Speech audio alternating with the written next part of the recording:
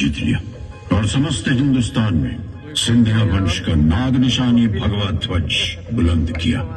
महादजी सिंधिया ने गुलाम भारत में फिर से स्वतंत्रता का डंका बजा दिया।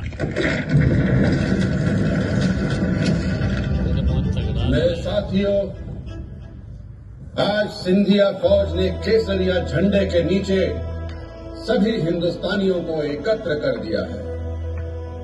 हमने अफगानी सेना को सिंधु नदी के पार खदेड़ दिया है, मुगलों को अपनी शक्ति के अधीन कर दिया है।